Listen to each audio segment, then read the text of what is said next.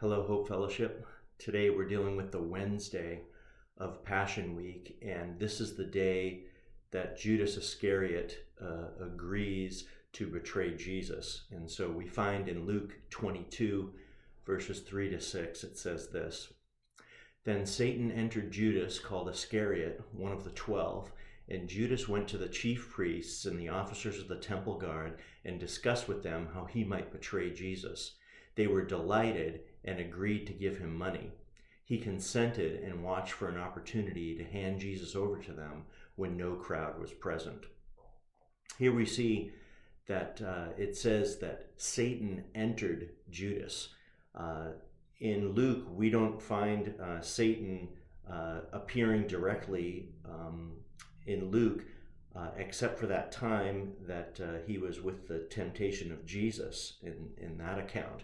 And of course, Satan had been battling Jesus all throughout his ministry through the presence of demons, and certainly Jesus had direct interaction with the demons, casting demons out of people, and that sort of thing. But now here's Judas. He's being influenced by Satan, who entered him to give Jesus over to the Jewish authorities. And we'll see later that Satan enters Judas a second time at the Last Supper, which would be tomorrow night. And Judas leaves to go find the Roman soldiers who will arrest Jesus. And so we find this interesting thing where Satan is directly influential in these key moments to make sure that Jesus is killed and that his ministry is ended.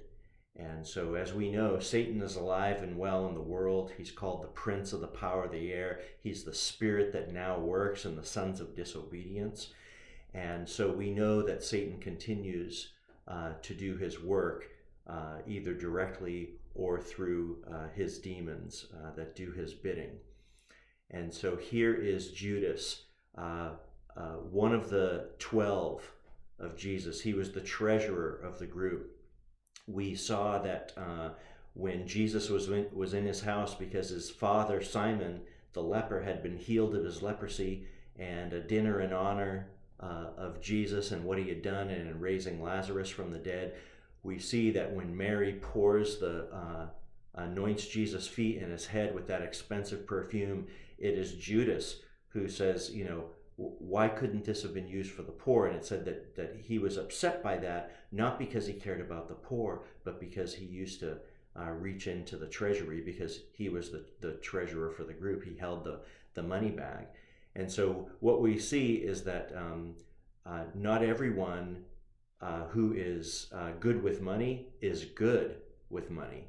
And so Judas really cared about himself, and basically he was saying, if this perfume had been sold, then it could have been placed in this money bag and I would have had access to more money. And so there's Judas, and it says that he looked for an opportunity to hand Jesus over to them from that point on. And so he was upset at what Jesus was doing. He was not fully on board with what was happening. My guess is that if Jesus was seeking to overthrow the Roman government, that maybe Judas would have been more interested in that and played along with that because of the oppression that he was dealing with personally. But he certainly wasn't putting his faith in Jesus. And he was being discouraged and disillusioned at what was happening. And so he was interested in personal gain. So he went to the chief priests, and he also went to the officers of the temple guard, and he discussed with them how he might betray Jesus. And it says in Matthew 26 that he literally asked the question, how much will you give me if I give you Jesus? He knew that the chief priests and the elders and the Sadducees and the Pharisees were really upset by Jesus, and they wanted to put a stop to him. He understood that they were seeking to kill him. And so he took that opportunity to get personal gain for himself. And it says that they counted out 30 pieces of silver. These were the shekels, the temple money that was used. And according to Exodus 21, 30 pieces of silver, 30 shekels, was the amount that would be paid for the price of a slave. And so here is this price that Judas is willing to do to give up Jesus, who would be the sacrifice for our sins. And so as we see these two things, let's have a clear understanding. Number one, Satan is alive and well in the world and seeking to destroy all of God's plans. But Satan is not omniscient, and Satan walked right into God's trap and actually helped fulfill the plan of God to redeem the world. And so even though there are many entities at work in our world who are against God, who are against Jesus, their work ultimately will lead to the fulfillment of what God has said and the final end of the age when Jesus is able to establish a new heaven and a new earth and deal completely with Satan and those who are against God.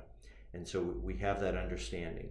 And then let's also remember that during this time, while Judas was out seeking for an opportunity to betray Jesus, Jesus was looking for that opportunity to prepare his disciples for what was about to happen. And he even understood the role that Judas would play.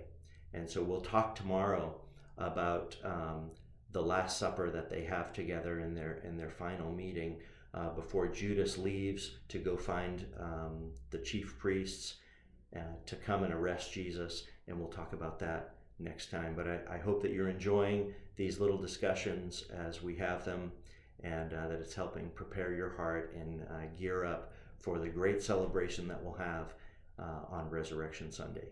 Have a great day.